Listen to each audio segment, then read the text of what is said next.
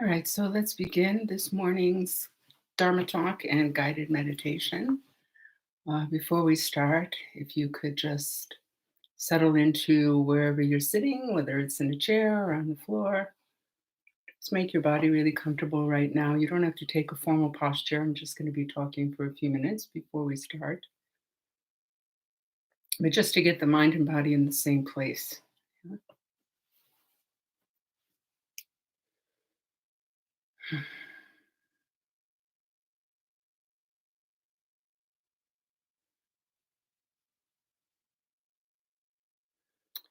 Okay, so in Buddhism, we we always start with what's called a Bodhichitta Motivation. So, Bodhichitta, it's a Sanskrit word, and it literally means awakened mind heart. Uh, but in the definition of it is the wish to attain enlightenment for the benefit of all sentient beings. So, what does that mean? It means that we understand, or the Buddha explained, let's put it that way, that the best way that we could really benefit the maximum amount of sentient beings is to attain enlightenment. Because until that point, we are kind of in the same soup, right? We're sort of drowning with them. So unless we can develop the qualities, unless we can kind of get out of the, rushing water, that's my dog, then we can't really help anybody else, or the help that we can offer to others is going to be limited, right? So we're not saying that we shouldn't do anything at all to help anybody until we're enlightened. Of course not. Of course, we should do, everything we can to help others as much as we can. But what we are saying is that we can benefit countless sentient beings by attaining enlightenment. So why is that? Well, by attaining enlightenment, you're dealing with the cause of suffering. So there's no real, it's not very efficient, right? To just deal with the symptom, the symptom, the symptom, the symptom without trying to get rid of the cause, right? So I don't have an example in my head, but I'm sure you understand what I'm saying. So we need to deal with the cause of suffering, the cause of cyclic existence, which is essentially one thing, but this one thing leads into another thing, which then feeds this whole uh, world of confusion. So that one thing is called marikpa, or fundamental ignorance. Yeah, lack of wisdom, lack of knowledge. And it doesn't mean the kind of ignorance that you might have about how to speak French, or, how to build a house. Not that kind of ignorance, but a really misapprehension of reality to that state, right? So that misconception of ourselves, of how we view the I, right, and how we view the world around us, uh, that causes us to um, act in ways that are uh, unskillful, let's say, in body, speech, and mind. And that creates that is negative karma, and then that creates suffering for us. And that is the sort of engine, if you want, that keeps cyclic existence going. So bodhicitta is about understanding that process according that the Buddha taught us and that our teachers explained to us, and uh, trying to um, address that, to get rid of that cause, to you know remove those veils to understanding our true nature.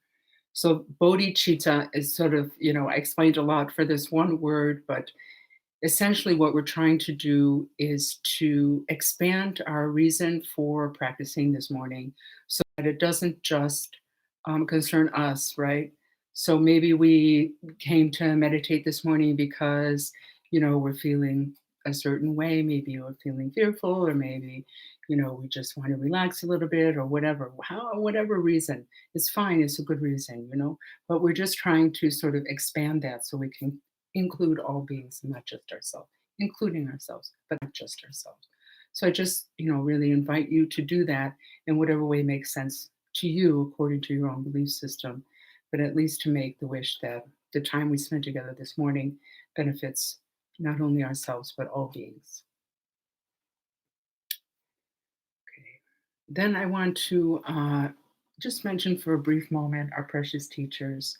So, in our case, we're very, very fortunate to have Jigme Khyentse Rinpoche, Tuku Pema Wangyo Rinpoche, and Taklum Macha Rinpoche, who are our three main teachers, who are, directly involved in our center in Lakewood, Ohio, and who have been guiding us as to what we should do, what we should study, and this kind of thing. So we're really thankful to them and we really appreciate their guidance.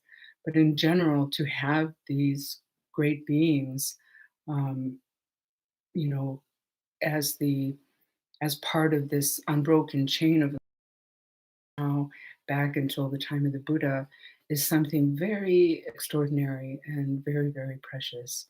So, if we could just think of them with some measure of gratitude and respect, and if we could, ask for their blessing so that we can understand the Dharma and so that we can practice in a really authentic way. Okay? All right, thanks. Okay, so today I want to talk to you about impermanence. I've been talking about this in my classes last week about why, for example, one of the reasons that we find this pandemic so um, shocking and difficult to handle is because we haven't realized the truth of impermanence. And I don't mean that in a flippant way, okay? So, what I mean by that is that we are constantly kind of grasping and searching and clinging to the possibility of something that is impossible, right? We want constant stability. We want things to never. Now, if I came up to you and I said, "Hey, do you want things to never change? Do you expect things to never change?" Of course, intellectually, you understand that's not possible. We all understand that's not possible, right? But the way that we behave or the way that we act from the heart or the mind, it doesn't really belie that, right? It shows that we don't really deeply, like we haven't absorbed it. We haven't really digested that teaching. Okay.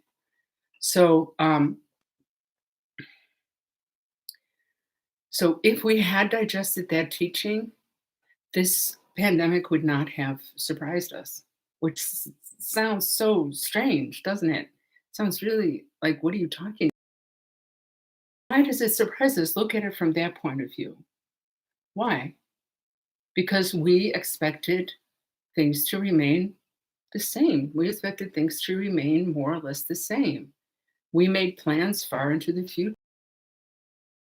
Next week, I'm going to get, I'm going to see my friends. And then the week after that, I'm going to Belize.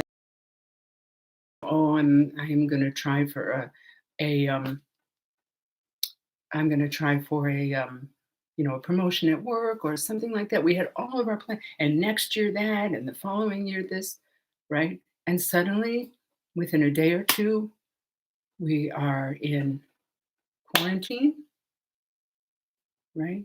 Some of us have lost our jobs, and if that's you, I'm so sorry to hear that. It's been so hard for so many people. Many, many people the world over have lost their lives.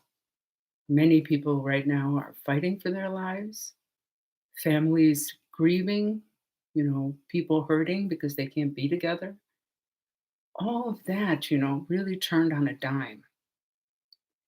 And we are hurt by that, which is totally understandable. And that's not what I'm talking about here. I'm talking about the surprise factor. Okay. We need to understand, not just understand intellectually, but really absorb it experientially that everything is impermanent. All right. So the Buddha said that the contemplation of impermanence is the king of all practices. So why would he say that? Okay. That's an interesting thing to say. Like, why didn't he say Compassion is the king of all practices, or why didn't he say, meditation is the king of all practices? He could have said a lot of different things, right? But he said the contemplation of impermanence is the king of all practices. Okay, so let's examine that. Why is that? Think about why you think that is. All right. One reason, really, really simple reason, is just that if we accept the truth of impermanence, if we have a real deep understanding of impermanence, we will suffer so much less. Okay. What makes us suffer is this assumption that we have, this unexamined belief that we have that everything is permanent. Okay. And then when we discover, oh, it's not permanent, that things change, then we suffer. Okay. So let me give you an example of that. So let's see. So let's just take like just a small example, Um, I remember this is a story some of you have heard already, but um, I used to teach on the other side of town and near this beautiful park called uh, Shaker Lakes Park, I guess. Anyway, I used to sit near this lake before class, which was some class was in the evening, so it'd be 4 or 5 o'clock sitting there, and it was a really beautiful day and really um, just perfect, like just this perfect fall day. And there was a lake next to me, and I was under this big tree, right? And there were puffy clouds and just beautiful, just gorgeous. The sun was setting and people were happy, and it was very, very nice. And I was feeling really peaceful. And then it occurred to me that, fall meant that like winter was coming. And I'm not a big fan of winter in Cleveland, which is, we have pretty hard winters here. So I started to just grasp at everything, you know. I wanted to like just cover everything with like concrete, let make the sun stop setting and make the season stop turning. And it was just like so like not panicky, like panicky is too big of a word, but you know what I mean. It was just kind of um, grasping at this experience because I didn't want it to change. But it was going to change anyway, right? So, how is my grasping onto that helpful? It's not helpful. If I realized, like really realized, not just intellectually, that that is impermanent, then there's no grasping. Do you see what I mean? There's no grasping. Without that grasping, I can experience that really in a very relaxed way. Just, oh, yeah, I'm here. I'm enjoying the scenery. Of course, I know this will change and winter will come and winter, da, da. It's a really small example, right? But still, you see what I'm saying? The the grasping part of it is nothing but suffering. And that grasping is a lack of understanding that everything changes. It's a lack of maybe understanding isn't the right word. It's a lack of like acceptance that everything changes. Okay. If we apply that to our relationships, like our really close relationships, you know, our love relationships, our family relationships, to understand that everything is impermanent is so important. You know, when we are angry with each other, we can understand that the anger is impermanent. We can understand, like, we all know that actually. How many times in your life have you said, hey, oh yeah, I had this, I don't remember what it was about, but I was really mad at this person. Remember that, right? You've said that so many times. I don't remember what it was about, but I remember being really mad. Well, if you don't remember what it was about, was it that important? Everything changes. And then remember that this person that you love isn't always going to be there, and you're not always going to be there. So, this understanding of impermanence, of death and impermanence, actually helps us to appreciate our relationships more and to not get bogged down in the uh, pettiness that we can sometimes get bogged down in our relationships. Okay, so these are small, just really small day-to-day things, right? If we go a little deeper, you know, understanding impermanence, or thinking about impermanence, death and impermanence, they usually like put together death and impermanence because impermanence necessarily means death of something, not death of a person, death of a day, or death of a sandwich. Maybe I'll write a play, Death of a Sandwich. Okay, right? But we have all of these little deaths, and then there's the big death where we leave this body. Okay, but if we start to really try to understand the nature of the impermanence of everything, impermanence of our mind, the impermanence of our body, the impermanence of the outer environment, then we start to get a, a look into um, how things really are, right? How things really are. So we don't really perceive things as they are. We perceive things like we see through things through um, like we project our ideas onto things. That's what I want to say. We project our ideas onto things. We're not seeing things as they are, like really almost ever. All right. We And if you want to know more about that, you should study a text called the Abhidharma. So, so contemplating, learning about impermanence, contemplating the truth of impermanence, can really help us to understand like the nature of reality itself. Okay, and then the nature of the self. Then to take it further, contemplating impermanence can also help us to, it's kind of like can open the door to understanding emptiness, which is a really big teaching, which I'm not going to go into very much here. Okay. But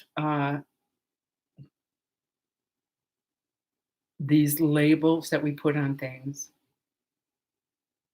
what we have to understand is it's just a label. So let me give you some, throwing a lot of words out there, not being very helpful. Okay, so let's say um, this phone, right? We This phone is actually made of a lot of different parts, all right? But all those parts together, oh look, it's camouflage.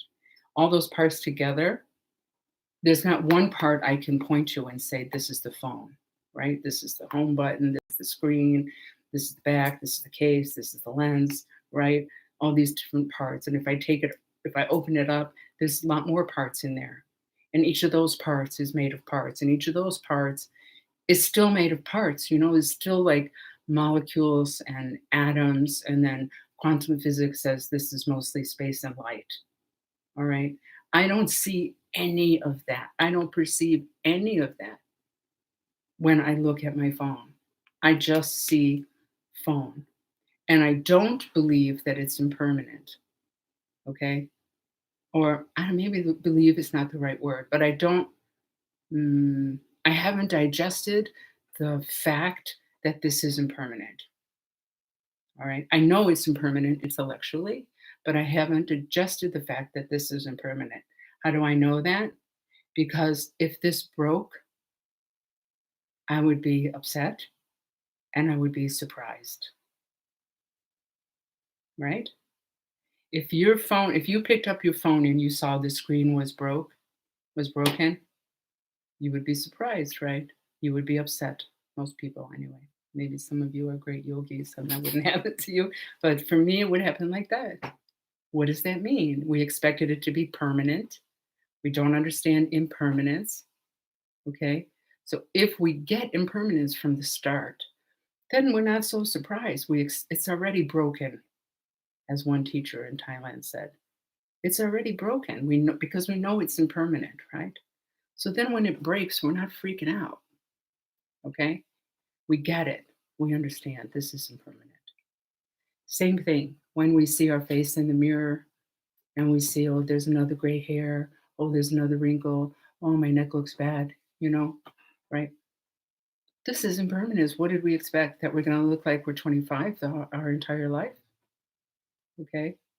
We have the you see what I mean? Like, the difference between, like, an intellectual understanding of something and the realization of something is very big, okay? Very, very big, right? We say, like, again, if I asked you, "Hey, are you gonna live forever?" You would say, "What? This is a stupid question. Of course I'm not gonna live forever. I know I'm not gonna live forever." But we act like we're gonna live forever. Now let me ask you this. Do you know when you're gonna die? Do you have the date, the day, the year, the time of day that you're gonna die? No, none of us do. Now, let me ask another question. Are you prepared in any way for your inevitable death? Do you have a living will? Do you have a will? Have you made it clear what your wishes are to your family? Have you decided among all your many earthly possessions, which most of us have too much, right? Just talk to Marie Kondo about that, right? Have you decided what you want to go where? Have you decided what kind of funeral you want? Have you decided if you want to be on life support or not? And have you made those wishes clear? And have you made, the documents that are necessary? And have you put that in a place that your loved ones can find? My guess is that most of us have not done those things, or maybe have done one of those things. Okay. Why? Because we don't think we're going to die today. Even if we think like, "Oh, yes, I have to do that. At some point, I have to do that." But, I'm young or, I'm not sick or whatever, right? Well, now, ladies and gentlemen, we have this, if you didn't know, we have this pandemic coming through, and a lot of people are dying, and they're dying of all ages. 1 year old in Ohio, from the age from 1 year old to 98 years old, right? So are we going to prepare? Are we just going to think, oh, I'll just make it under that? I'll make it through. I'll make it through this. Okay, maybe. I hope so. I pray that you make it through it. I pray that I make it through it. But we don't have a guarantee. So we have to understand. Like, we have to somehow not just understand intellectually, but like get it, absorb it, right? Really, really digest that truth. And the best way to do that is not just to hear like these words I'm saying or words you can find in the text, but to contemplate it, seriously contemplate it. Okay. And then meditation. Those three things are what help us to absorb these ideas, to, digest these truths so that they become part of us. So we're not caught off guard. And so we suffer less in general, right? We understand our loved ones are impermanent. We understand the spring and summer are impermanent. We understand our job is impermanent. Yeah. We understand our house is impermanent. And we understand we are impermanent.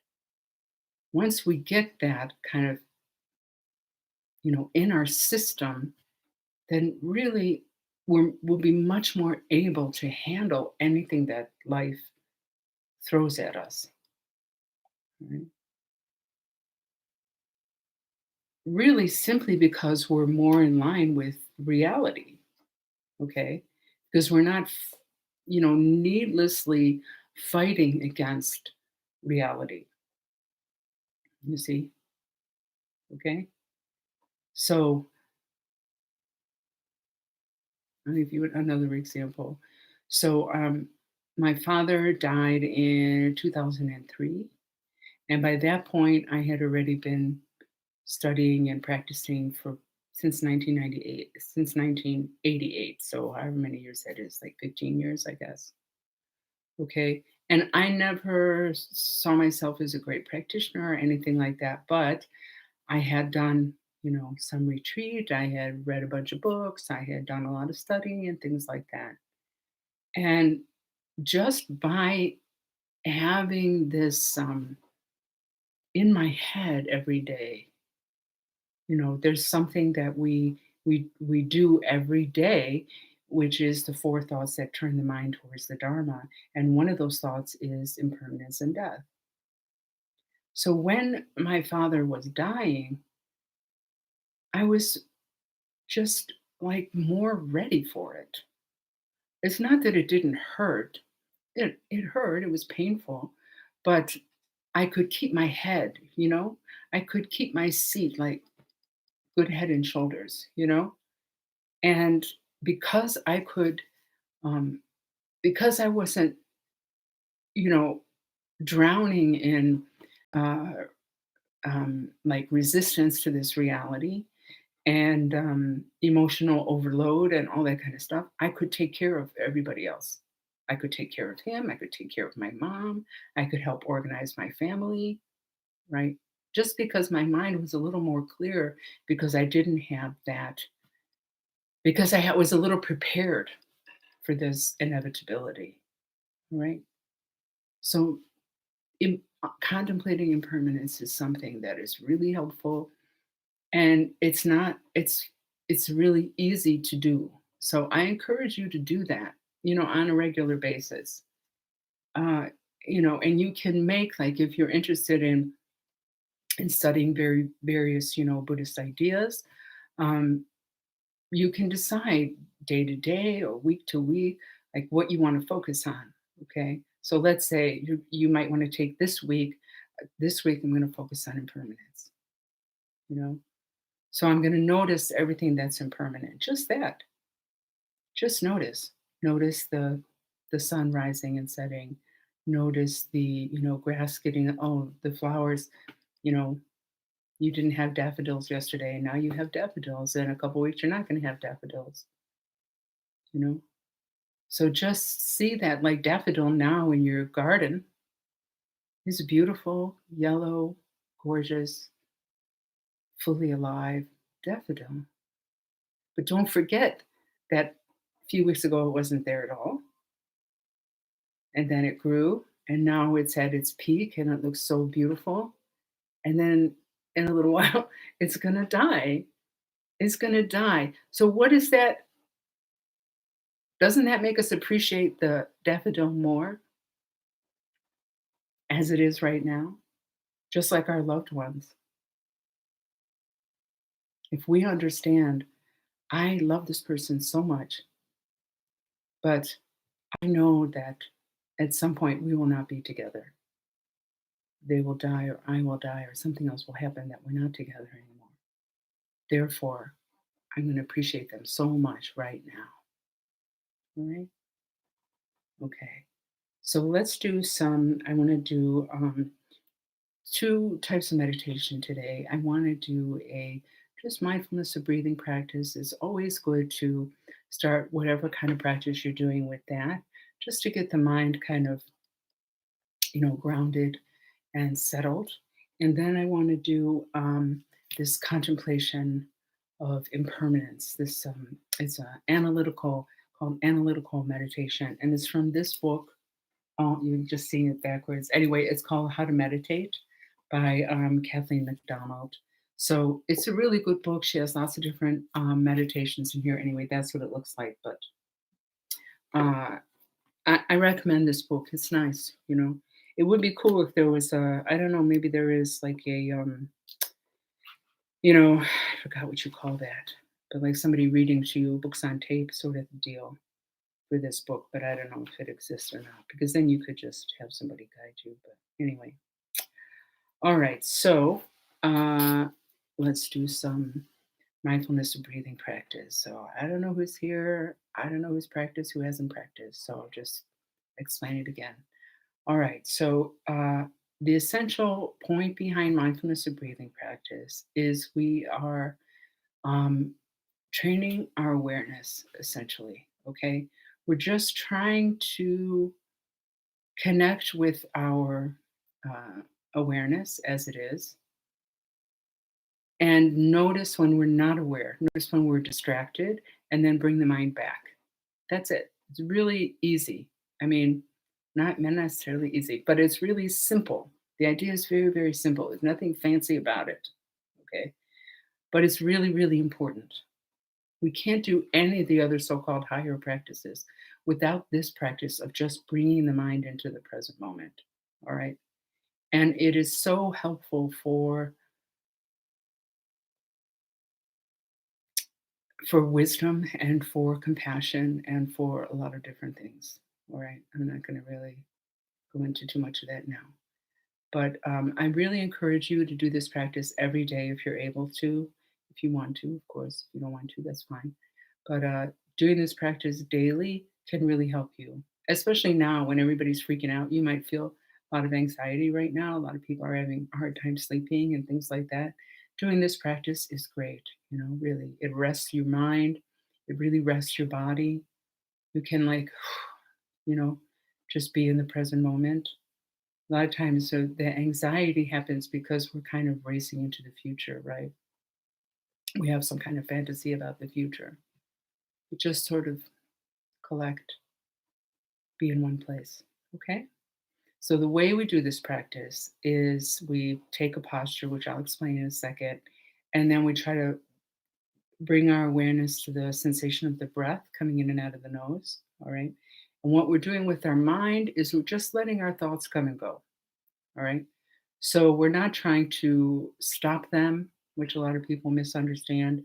We're not trying to, push them away. We're certainly not judging them. We might have a really beautiful thought. We might have a really terrible thought. We might have a really boring thought. It's all the same. Doesn't matter. It's just a thought. Okay.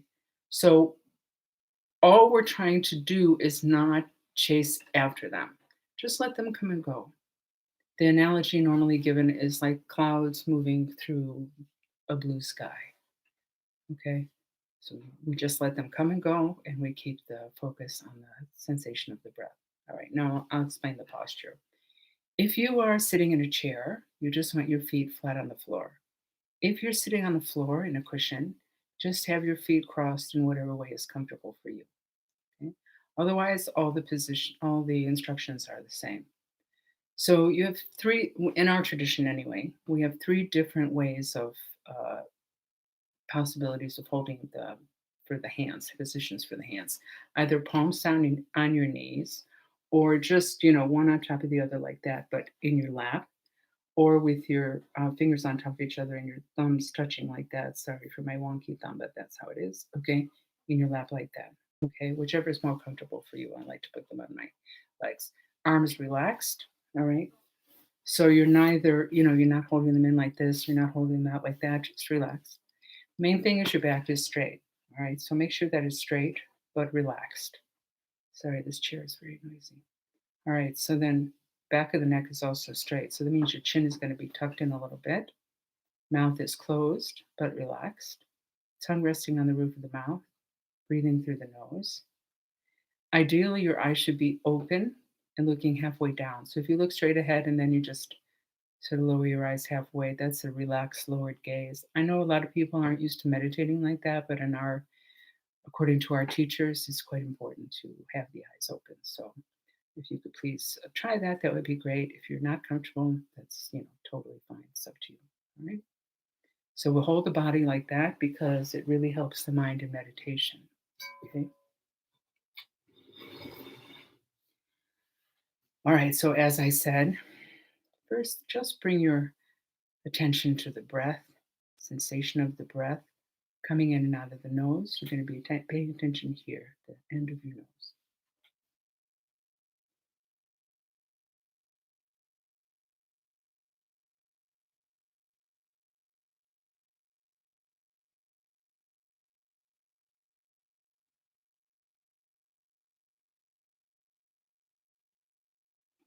Good. Okay.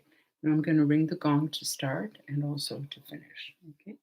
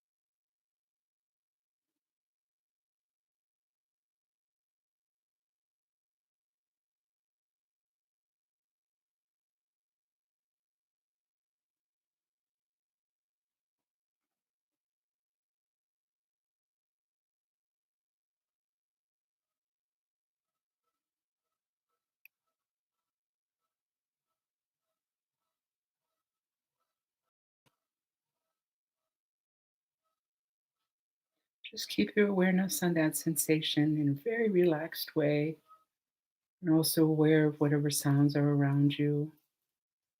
You're aware of your body sitting on a chair or the cushion. You're aware of the various sensations in your body, but you're mostly aware of that sensation of the breath. And you're letting your thoughts come and go.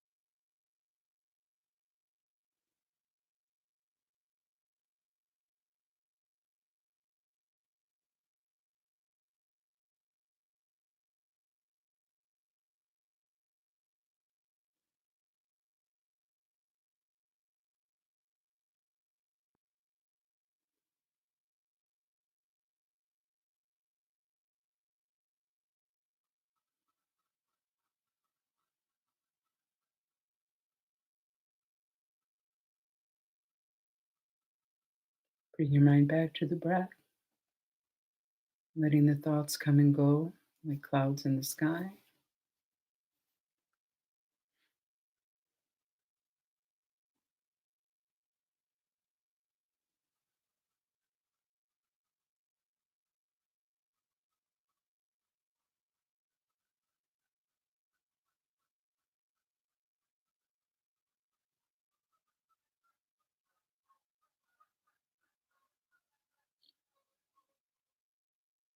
So now let's begin to count the breaths. Count every in breath or every out breath, whichever you prefer, up to a total of 10 breaths. So the counting helps us to realize more quickly if we've gotten distracted. So let's say you get to 4 and you jump to some kind of big storyline based on the thought that arose. As soon as you realize that, just bring the mind back and start again at 1. You get to 10, start again at 1. If you go beyond 10, it's another form of distraction. So as soon as you realize that, bring the mind back, start again at 1. Okay? So please start that now. Just counting the breaths, very relaxed, from 1 breath to 10 breaths.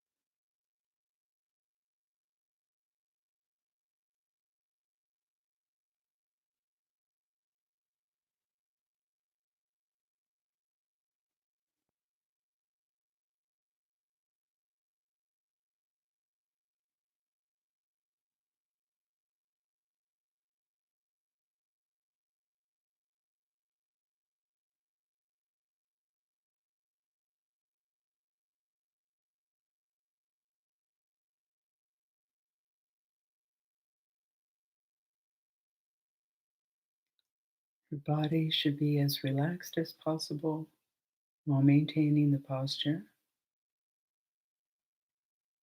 So check your shoulders, any other part of the body that you might be holding.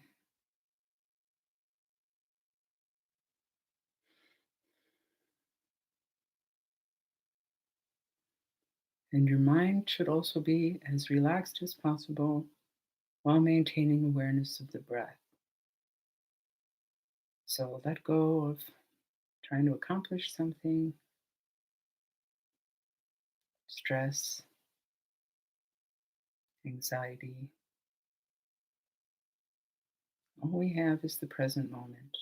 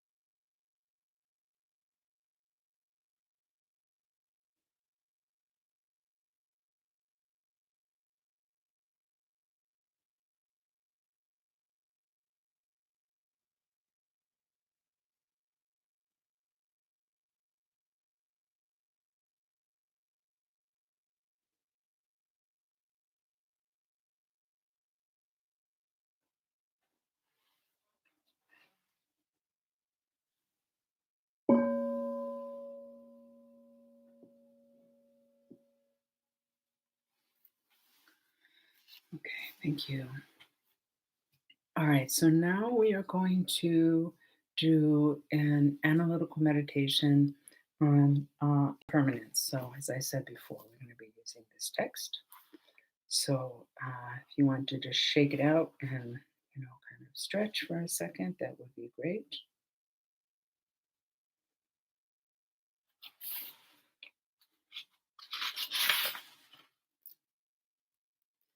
All right. So now we're going to begin. And you take the posture again.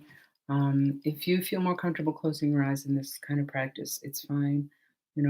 Either way is fine. So that's up to you. But I'm just going to read from this book. Okay? So just begin with the motivation. May this meditation help bring about greater peace and happiness for all beings. Then turn your awareness to your body. Think of its many different parts: arms and legs, head, skin, blood, bones, nerves, and muscles. Examine them one by one.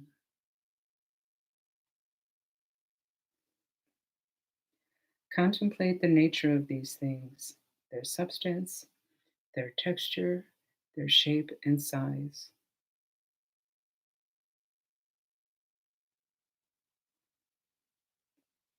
Be sensitive to the body at work, the movement that is occurring every moment, the ebb and flow of your breath, the beating of your heart, the flow of your blood, and the energy of your nerve impulses.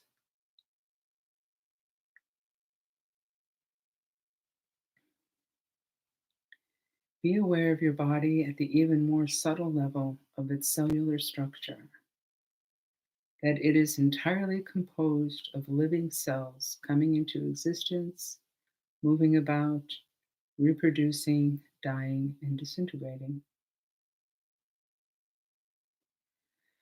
On an even subtler level, all the parts of your body are made of molecules, atoms, and subatomic particles, and these are in constant motion. Try to really get a feeling for the change that is taking place every moment in your body.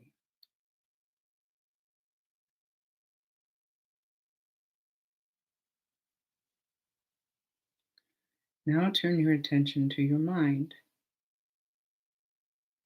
It too is composed of many parts: thoughts, perceptions, feelings, memories, and images following one after the other ceaselessly.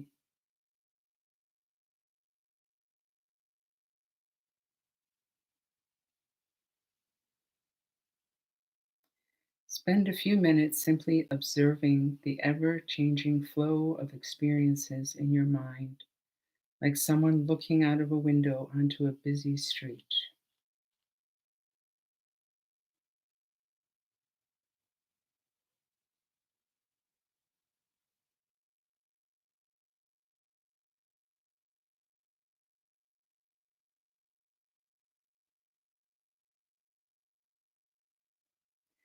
Don't cling to anything that you see in your mind. Don't judge or make comments.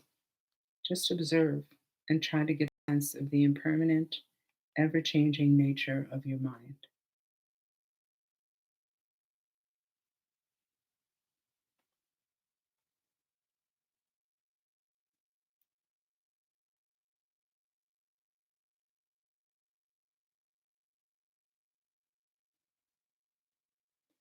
After reflecting on the impermanence of your inner world, your own body and mind, extend your awareness to the outer world. Think of your immediate surroundings, the cushion, mat, chair, or bed you're sitting on, the floor, walls, windows, and ceilings of your room, the furniture and other objects in your room. Consider that each of these, although appearing solid and static, is actually a mass of tiny particles whizzing around. Stay with that experience for a while.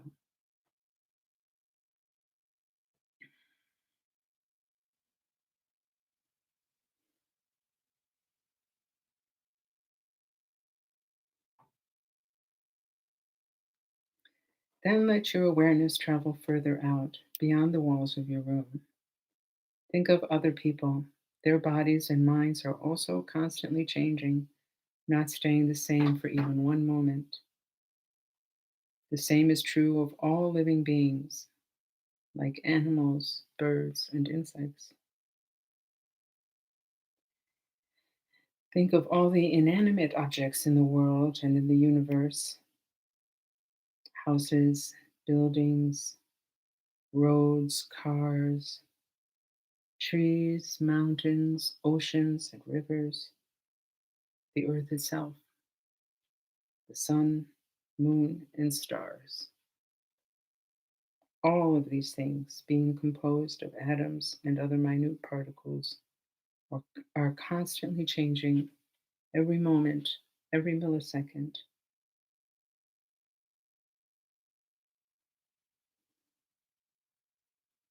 Nothing stays the same without changing. Concentrate on this experience.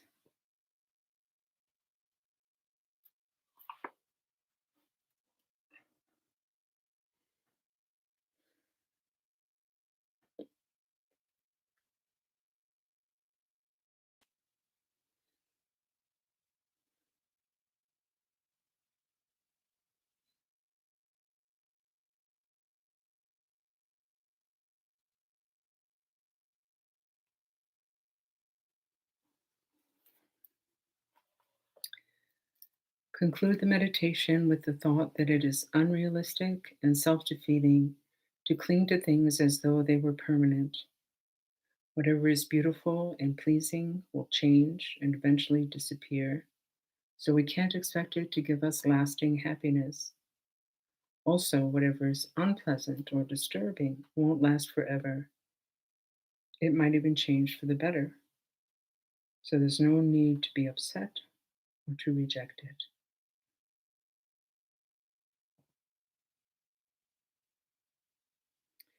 Dedicate your positive energy and insight to the happiness of all living beings.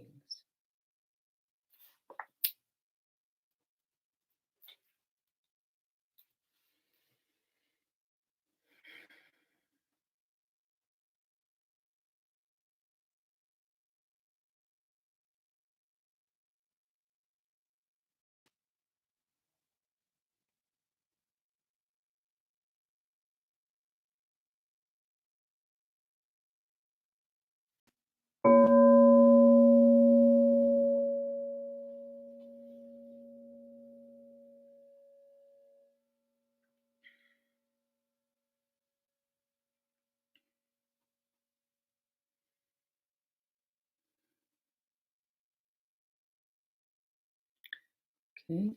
Now I'm going to dedicate the merit. So before I say this prayer, I'm going to explain it a little bit. So merit is essentially like positive energy, if you want to put it that way, or good karma, if you want to put it that way.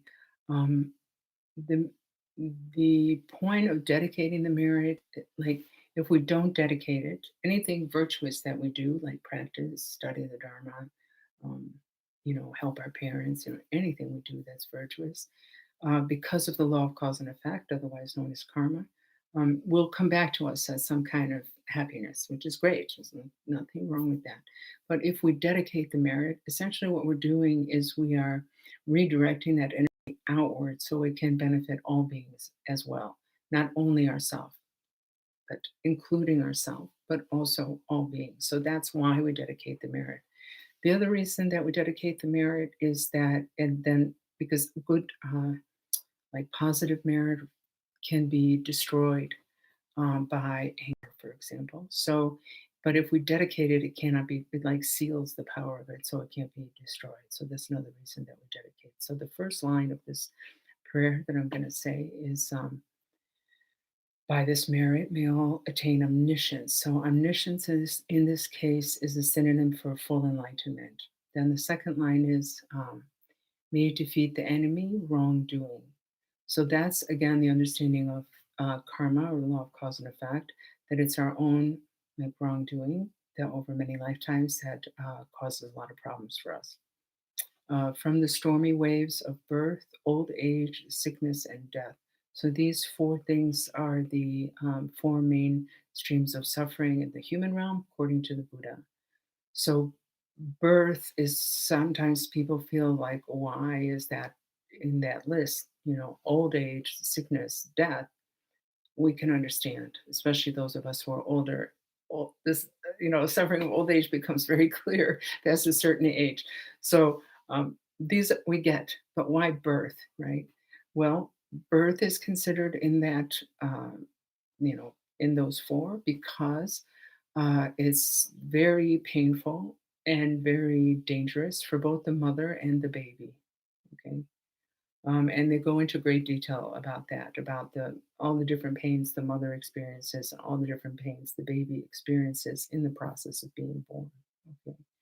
And this is general. I know sometimes, there's a rare occurrence where a woman doesn't feel a lot of pain when she gives birth, or if she has, I guess, certain drugs, then she might not feel that kind of pain. But nonetheless, for most people, it is that.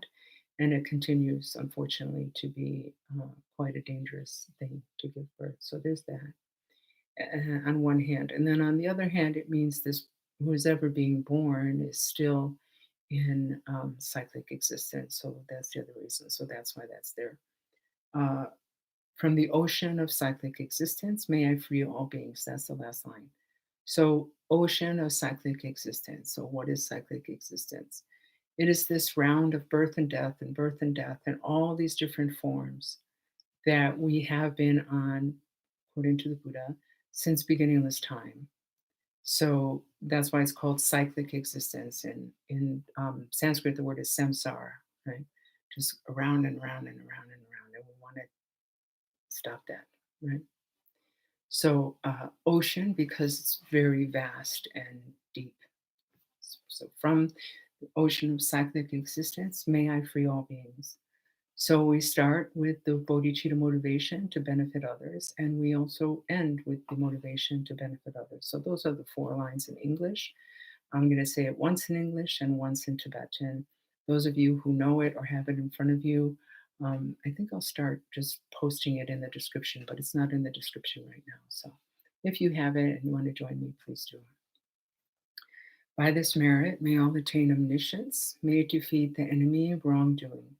From the stormy waves of birth, old age, sickness, and death, from the ocean of cyclic existence, may I free all beings.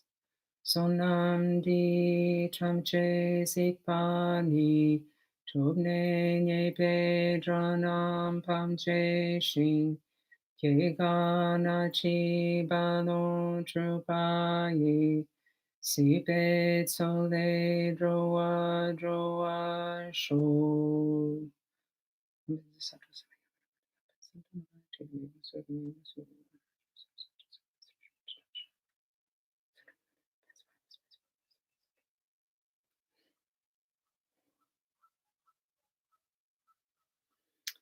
Okay, so now this session is done, but we do have time for some question and answer. If anybody has question and answer, the live chat is up.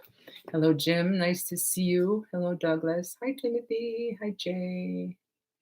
So if you have a question, you can ask it there, and I will do my best to answer it. And if not, then we'll end here. So I'll give you a minute. 1 minute. That's all you have. Nothing? Nobody? All right. So if you look in the description, you'll see our website, how to make a donation if you feel the urge to do that. We would really appreciate it, but we understand a lot of people are having difficulty now. And also a way to sign up for our newsletter. So that is really the absolute best thing you can do because that's going to keep you up to date on everything else. Also, we have 2 pages on Facebook, Songtsen Gampo Buddhist Center and Songtsen Gampo Family Events, or Songtsen Gampo Buddhist Center Family Events, something like that. So check out those pages. Subscribe to this channel. Like this video, and I'll see you next week. Okay. All right. But do sign up for the newsletter. Okay. And I will be giving more classes online on Tuesdays. So that will be announced in the newsletter in the next couple of weeks. Okay. All right. I hope everybody, oops. What do I see? Where can we find the reading you did? Yeah, that's in this book. Which I think is appearing backwards for you guys, but it's How to Meditate by Kathleen McDonald. And it's on the list, our list on the website under resources. There's a recommended book list. It's there. Sharon, do you have any resources for advanced what? It says advanced deer and conversations about. You're welcome, Douglas. I don't know what you're asking, Sharon. I'm sorry. Advanced directive. Yes, you should look at. I think that book is also in our book list, but I'm not sure because I haven't updated that book list for a long time. But there's a great book called "Preparing to Die" by Andrew Holochek. So here, I'll just write it here so everybody can see it. It's very good, and I tried to do a class on it once, but it would take a really long time to get through everything. But this is the book I recommend, Andrew Holochek. There. And this book is great. The first half of that book is just practical stuff, how to do a living will, how to talk to people, how to, do you want to do like advanced arrangements? I forgot what it's called, pre-arrangements at the funeral home, which I highly recommend. Do you want a green funeral? Do you want to be cremated? All that kind of stuff is in there. Legal stuff, hospital stuff, all that's there. Okay. And then the second half of the book is teachings on death and dying from various, I think mostly Nyingma masters. So I love that book. I really, really recommend that. And then you can look on our resources list for other books on death and dying that I think are great. Sogyal Rinpoche's book, Tibetan Book of Living and Dying, is also very good. And there's a bunch of others that are quite good. So have a look there. Any other questions? No? Okay. All right. So have a good week, everybody. Please stay safe. Don't go anywhere. And unless you really, really have to, okay? And because I really want to see you next week. Okay? All right. Bye. Bye-bye. Have a good time.